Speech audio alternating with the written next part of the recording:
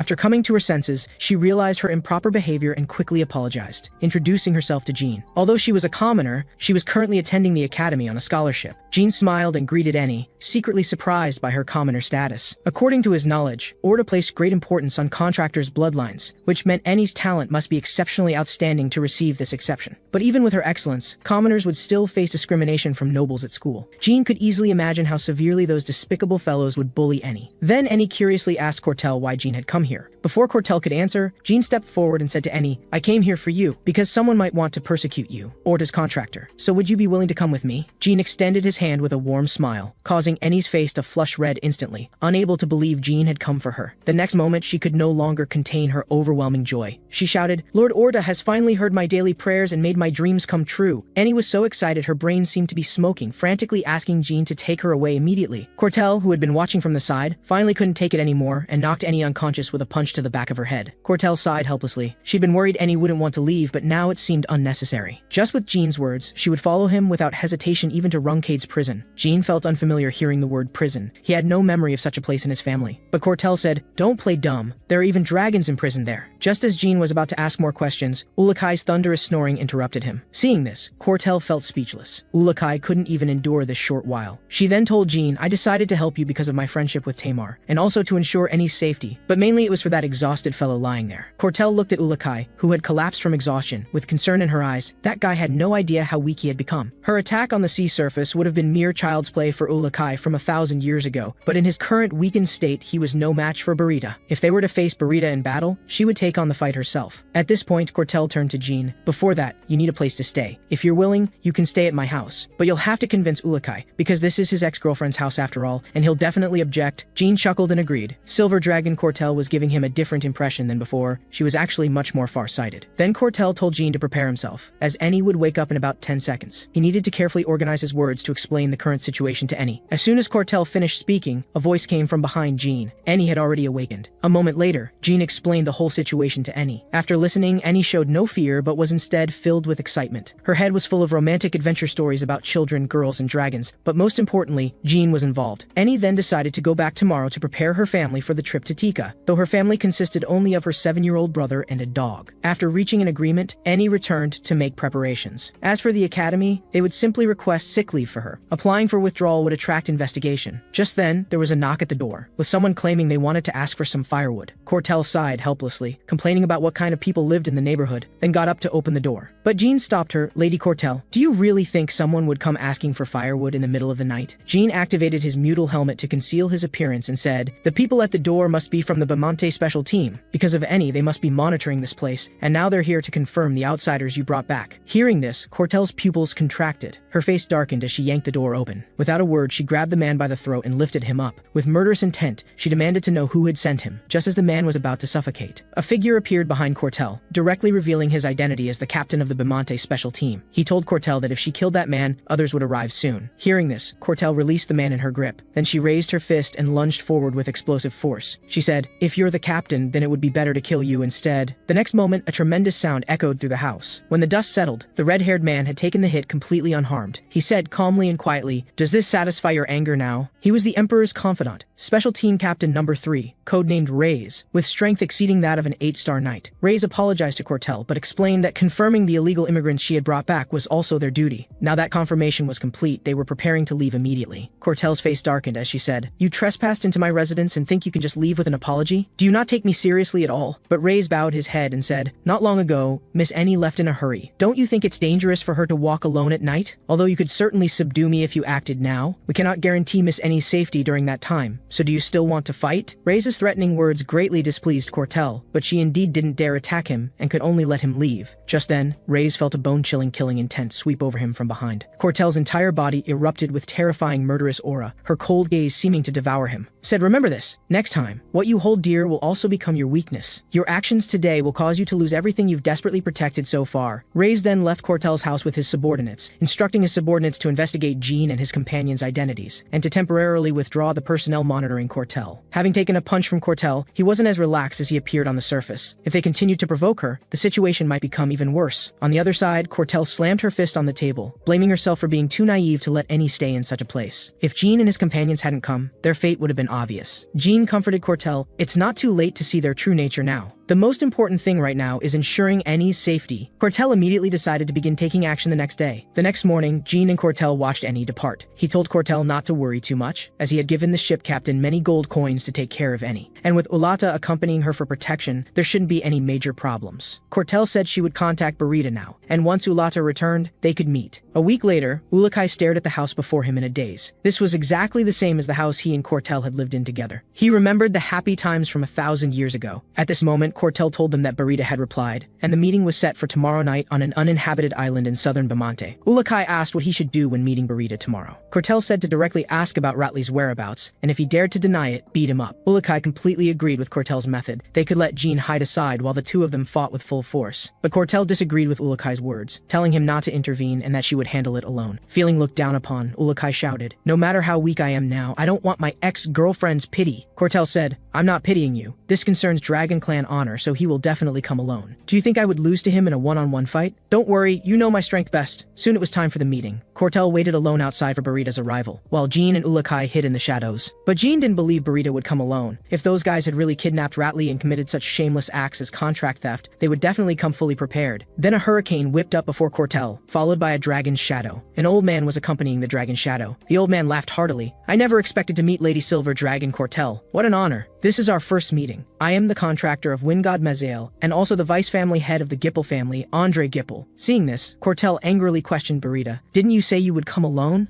Burita made excuses. Andre was with me at the time. He was interested in Orta's contractor, so I hope you can understand. Cortel got straight to the point. Where is Ratley? Hearing this, Burita's pupils contracted. He now understood he had been outmaneuvered by Cortel. He then burst into laughter. So this was your purpose all along? Cortel said, answer my question. Ever since you took Ratley away a year ago, Asmir's contractor has been unable to find her guardian dragon. Burita smiled slyly. I can only tell you that Ratley is doing well. Although I don't know your relationship with Asmir's contractor, I advise you not to interfere in Gipple family affairs. Discovering she had been deceived, Cortel flew into a rage, demanding he hand over Ratley immediately. Burita impatiently beckoned with his finger. You really are persistent. Immediately, two tornadoes flanked Cortel from both sides. Burita said, how about this, Cortel? As long as you hand over the contractor, I'll spare your life. At this point, Burita stopped pretending and revealed his true purpose. Cortel sneered, you really love dreaming, how shameless. At these words, Burita froze on the spot. Then he flew into a rage and launched an attack, whipping up violent hurricanes toward Cortel. Cortel also transformed into dragon form, using her wings as shields to block all the blade-like attacks. Cortel smiled cruelly, her words making Burita's blood run cold. How about this? As long as you return Ratley, I'll give you a quick death. At this moment, Andre laughed loudly. I didn't expect you to block Burita's attack so easily. It seems I can use my full strength after a long time. With that, he raised his magic staff high. Then magical power shot up into the sky as light pulses. This was a 9-star mage's magical power release, and it was Jean's first time seeing it since his rebirth. Although Andre had been snubbed at the family banquet, his strength, earning him the title Wind King, was definitely not undeserved. Andre shouted loudly as magical power gathered at his fingertips into a small storm. Seeing this, Cortel flapped her wings, trying to avoid the attack. However, no matter how hard she flapped, she couldn't take flight. She could only watch helplessly as Andre's attack approached. Burita flapped his wings and laughed maniacally. Unfortunately, Cortel. As a descendant of Wind God Mazael, without my permission, no one can fly. Then he gathered fierce breath in his mouth. At the same time, Andre summoned countless violent lightning bolts. The next moment, the wind breath and thunder magic combined into a lightning storm, shooting toward Cortel with terrifying momentum. Seeing this scene, Jean's heart tightened as he quickly signaled Ulikai to act, but Ulikai said it wasn't time yet. Although Cortel had lived too comfortably these years, those guys were greatly underestimating her. Facing the fierce incoming attack, Cortel remained calm and unperturbed. A silver halo appeared around her dragon horn. The next moment, the halo rapidly expanded, instantly covering the entire island. The entire space fell into endless silence, time frozen at this moment. The surging lightning storm stopped in front of Cortel, unable to advance even an inch. Cortel opened her mouth and took a deep breath. Then she blew forcefully, instantly dispersing the storm into nothingness. Andre was utterly shocked. He hadn't expected Time Authority to be able to freeze even magic. He hadn't seen such beautiful scenery in a long time, but Cortel's casual words made him shut his mouth. "You've been chattering nonstop. I'll tear that mouth of yours apart in a moment," Andre said, getting so arrogant just from using authority once. "Don't just stand there, Burita. Launch the next attack." However, no matter how much he shouted, Burita showed no response. His body remained frozen in the moment time stopped, unable to move. The next moment, Cortel shot toward Burita like a cannonball, grabbing his tail. Andre quickly jumped away from Burita's body. Under Burita's terrified gaze, she violently slammed him into the ground. Cortel followed up immediately, stomping heavily on his body. This instantly dealt severe damage to Burita. Then she opened her bloody maw wide and bit down on his arm with a crunch. The intense pain made him cry out in agony. Cortel's sharp claws violently tore into his body, causing Burita to wail and scream continuously. Cortel looked down at him with contempt and said coldly, "Go on, keep talking." Seeing this, Andre shouted angrily for her to stop. Hearing this, Cortel turned around and said icily, "Shut up, you're next." But using her authority had consumed a great deal of Cortel's strength. She needed Jean and Ullakai's help to deal with Andre. Just then, Andre reached into his chest and pulled out a round stone. He pointed at Cortel with murderous intent. "Silver Dragon, you've crossed the line. Only the strong can be so arrogant." The stone continuously oozed sinister blood. The next moment, the blood transformed into a monster with a hideous head. Seeing this scene, Ullakai's expression changed drastically. He couldn't believe. This thing should have been destroyed long ago. The Origin Stone was a safety device created jointly by all the gods to prevent the world from falling into crisis and being destroyed. But because it was too powerful, it might instead cause the world's destruction. So it was ultimately destroyed by the gods themselves. Yet why had it appeared in that guy's hands now? The monster slowly opened its massive mouth, releasing a soul-shaking roar. Then it opened its bloody maw and lunged at Cortel. In an instant, it broke through her steel-like body. Taking this hit, Cortel weakly covered her wound as that strange power continuously eroded her body. Seeing this, Ullakai anxiously jumped out as shadow energy rapidly spread. Just as Andre was about to continue attacking, a bright light appeared behind him. The next moment, a shadow breath flashed past his body. Ullakai warned Andre to stay away from Cortel. At the same time, Jean also emerged from the side. Andre immediately guessed Ullakai's identity. There were only 2 black dragons left in this world. He said, "You must be Jean Runcandel, who recently left the family. I didn't expect this unexpected harvest. Well then, for fairness, I should also wake up my old friend." The monster whispered some strange incantations in Burita's ear. Then Burita suddenly opened his eyes, his body erupting with intense black light. In an instant, all his injuries were completely healed. He scratched his head in annoyance. He said, "I should have used full strength from the beginning. I thought I was really dead. Long time no see, Ullakai." With that, the 2 dragons engaged in combat. Ullakai cursed, "You damn corpse." Burita replied, "I didn't expect your strength to weaken, but your mouth is still as sharp as ever. Let me send you back to continue sleeping." Then he gathered storm breath in his mouth. Ullakai wasn't to be outdone, using shadow energy release. The shadow energy transformed into shadow power and spread out, then emerged behind Burita. He accumulated power in his fist and threw a heavy punch at Burita. However, this punch was easily blocked by Burita. Burita said, "Not bad, Ullakai. It wouldn't be fun if I won too easily." With that, both dragons gathered breath in their mouths again. On the other side of the battlefield, without Ullakai's obstruction, Andre prepared to attack Cortel again. He said, "Although I only intended to trick you at first, now that you've seen this guy, I can only kill you." Just then, Jean flashed behind Andre, condensing a ball of dark light in his hand. It was Asami's magic flash cannon. The next moment, blinding light exploded before Andre's eyes, immediately blinding him and making him scream loudly. This immediately caught Burita's attention. Jean seized the moment of Andre's blindness, raised his sword, and charged forward. Just then, Burita's wings flapped as he spun around rapidly. Ullakai urgently shouted a warning to Jean, but it was too late. That tail struck Jean like a giant whip, immediately sending him flying dozens of meters away. Fortunately, Jean managed to block with Bradamante at the last moment, avoiding excessive injury. However, before Jean could catch his breath, Andre's counterattack came swiftly. At this critical moment, Jean grabbed the pendant from his chest and smashed it hard against the ground. The pendant shattered instantly, glowing with a faint light. The next moment, it transformed into an incredibly thick beam of light shooting skyward, blocking all of Andre's attacks. When the dust settled, a familiar 18-meter greatsword came into view. A figure appeared ahead. It was Jean's most beloved elder sister, the leading figure of the Runcandel family's younger generation, 9-star war god Luna Runcandel. She said, "Who dares to harm my dear little brother?" Andre was startled to see Luna's sudden appearance. He hadn't expected her to show up here. After seeing her opponent clearly, Luna smiled. "So it's the Jippelweiss family head and his wind dragon. Not bad, little brother. Only opponents of this level are worth summoning your sister for. It looks like you've been through a tough battle. Are you hurt?" Jean said. "I was about to collapse. Thank you for coming to save me, sister." Hearing this, Luna's eyes sharpened, as she gripped her greatsword tightly. The next moment, a terrifying and overwhelming presence descended upon the battlefield. She said, "Andre Gippel, do you plan to keep playing dumb? I hope you can explain why you're trying to harm my brother." Luna's domineering questioning made the very air heavy. Jean felt Luna's full power aura for the first time, and admiration surged within him. He had thought even Luna Luna might not have complete confidence of victory, but now he was certain this battle was over. Ourokh helped Cortel to Jean's side, signaling they should retreat, as they would only be a burden in the upcoming battle. He said, "You really have a good sister." Andre now calmed down and said, "The Runcade family has violated the alliance treaty signed with the Gipple family. Because Jean Runcade used magic, the Gipple family will definitely pursue this matter." Luna smiled contemptuously. "So what? You don't need to worry about that. Your family won't know about this, because you're going to die here." Hearing this, Andre trembled with rage, cursing Luna. The next moment, the monster in his hand opened its mouth and launched a surprise attack. To this, Luna simply swung her sword lightly, instantly cutting the monster into a pile of fragments. Seeing this scene, Andre's pupils contracted in disbelief. Luna charged forward with her sword. "The Gipple family only knows how to run their mouths. You're no different, Vice family head." Just then, Burita suddenly darted in front of Andre, using his massive body to block the strike for Andre. Luna turned her head and asked Burita, "Are you sure you want to stay in dragon form? This way I have quite a few places to cut." Hearing this, Burita snorted coldly, but obediently transformed into human form. Then he spread his palm, using wind power to condense a spear. The origin stone on Andre's hand writhed, as sinister power immediately coiled around the spear. Luna calmly watched the two's performance. That power resembled magic but was also similar to Demon Clan aura. The Gipple Vice family head and Wind Dragon fighting together, yet still needing to rely on such inferior tools. How ridiculous. She said, "Don't tell me you naively think you can survive with that thing." As soon as she finished speaking, the Wind Dragon thrust forward with his spear. Luna dodged and swung her sword, striking heavily against Burita's spear. Then the two clashed frantically in the blink of an eye. After another exchange, Burita gradually fell behind. Luna instantly closed in and kicked Burita heavily in the body. The powerful force made him stagger backward uncontrollably. Luna spoke indifferently, "Since you've run out of tricks, I'll end this battle now." With that, she raised her sword high as magnificent righteousness erupted in dazzling light. The next moment, overwhelming righteousness shot straight into the clouds. Luna shouted lowly, "Runcade third secret technique. Meteor rain!" The heavens were torn open with a massive hole illuminating with endless radiance. Burita and Andre's eyes were filled with terror. The strength Luna displayed made them feel utterly desperate. That dazzling beauty was so powerful it induced despair. His worldview completely collapsed at this moment. This was neither the contract god's authority nor the power of ancient artifacts. Yet she could rival gods with a mortal body. Was this really something humans could achieve? Just as he was stunned, Burita rushed to Andre's front to block the meteors and loudly reminded Andre not to be dazed. As long as he was alive, there was still a chance of victory. Using the Origin Stone could turn the tide. Even if he died protecting Andre, the Origin Stone could resurrect him again. Hearing this, Andre regained his fighting spirit, gripping the Origin Stone tightly. With it, he could become a god. As the final meteor fell, space returned to calm. When the dust settled, only the Wind Dragon's remains lay before Luna. But Luna frowned slightly at this sight, unsatisfied. Compared to her father's swordsmanship, she was still far behind. However, this battle should teach Jean quite a bit and stimulate his fighting spirit. If she could never reach her father's level of swordsmanship, then Jean would be the Runcade family's only hope. But just then, Luna's expression froze. A monster emanating terrifying aura appeared beside her. Luna said, "You're making me lose face in front of my little brother. You're endless, really annoying." The monster gritted its teeth and took a deep breath, then roared furiously toward the sky. Ourokh also confirmed that the Gipple family was using contractors to create Origin Stones. It was originally a weapon created by gods to check each other. Although this one appeared crudely made, it was still extremely dangerous. Ourokh grabbed Jean and immediately transformed into dragon form to take Jean away. But Jean felt they should fight alongside Luna, not let her face such a dangerous opponent alone. However, Ourokh told Jean that Luna alone was sufficient to handle that guy. They would only be a burden here. Hearing this, Jean clenched his teeth as unwillingness surged in his heart. He had not only made a contract with Solderet, but also met Ourokh after rebirth. From the beginning, he had possessed luck and abilities others could hardly achieve. But now he was so incompetent, unable even to resist enemies, only able to hide behind others. How was this different from his previous life? Jean clenched his fists tightly and swore to himself he would definitely become stronger, never wanting to feel this helpless again. Ourokh took in Jean's emotional fluctuations. Though he knew Jean had courage, he hadn't expected him to maintain fighting spirit even facing such opponents, which pleased him greatly. He said, "Work hard. With your talent and indomitable fighting spirit, you can definitely reach the pinnacle of this world. Until then, I, Ourokh, will give everything to protect you, the 1,000-year contractor." In the center of the battlefield, Luna looked at Andre, who would become a monster. "You don't think becoming like this will let you defeat me, do you?" As soon as Luna finished speaking, Andre's hand reached forward. The next second, an incomparably terrifying energy instantly tore through the air. Andre roared arrogantly, "I now have 12 gods contained within me. You have nothing but a sword that doesn't match your height. Submit to me, Luna Runcade. Even if your father were here now, he wouldn't be my match." Hearing this, Luna said confidently, "For a swordsman, having one sword is enough." Luna's hand touched her greatsword, her words full of pride. "If you had fought me with magic practice for half a lifetime, you might have seen half my true strength." But out of sympathy, I'll still show you what swordsmanship honed for becoming stronger looks like. After all, your inferior thing cannot possibly stand against it. Finishing, Luna's greatsword rose with red righteousness like blazing flames. Seeing this, Andre felt surprised but didn't take it seriously, though this was his first time seeing such righteousness. So what? He had now reached the realm of gods. Then he gathered terrible power in his hands. He said, "Come on, Luna Runcade. I'll show you what complete helplessness means." At the same time, the red righteousness on Luna's greatsword became increasingly violent. Her eyes turned cold as she slowly spoke, "Heart Sword, Crimson Moon God Slayer." The next moment, overwhelming blood-colored righteousness instantly transformed into towering sword energy, ready to destroy everything before it. With crushing momentum, she struck down with one sword, instantly cutting Andre in half. With a crack, the origin stone on his chest shattered. A massive explosion shot skyward. The next second, dark energy transformed into a soul-stealing storm, like a miniature black hole, ready to devour everything around it. All existence in the space was inevitably drawn into it. Luna thrust her greatsword into the ground to resist, but the powerful gravitational force made it difficult to control her form, and she was about to be pulled into the black hole. At this critical moment, Ourokh appeared above her. Jean reached out to Luna, telling her to grab onto him. Jean's sudden appearance made Luna slightly stunned. She hadn't expected to be rescued by this little brother in the end. On the other side, Reyes was reporting to the man before him about what happened on the uninhabited island. The entire island had disappeared completely, and a strange vortex had sucked everything around it in, with residual magical power from wind dragons, silver dragons, and humans. According to investigation, that was Andre from the Gipple family. At this point, Reyes produced a scale from Burita, speculating that the wind dragon was probably dead. Hearing this, the man connected this to the thing created by Gipple, so he asked whether Andre was dead or alive. To this, Reyes said it was still unclear. Hearing this, the man slammed his fist on the table, his brow furrowed as he scolded Reyes. Recent intelligence had made him very dissatisfied, including the failure to investigate the identities of Cortel's guests. The man was none other than Baymonte Empire Emperor Amir. Reyes expressed his shame over this. Amir sternly told Reyes not to leak information for now, and to investigate everything quickly. After all, his patience was limited too. At the same time, Bishuke learned about the uninhabited island incident and informed Bubal about it. Bubal angrily said, so he was the one who created the origin stone. I clearly warned him not to use it carelessly before completion. Breadcrumbs flew everywhere from his mouth onto Bishuke's face, making Bishuke furious and wanting to kill him. But with the Gipple family having messed things up now, he could only continue to endure.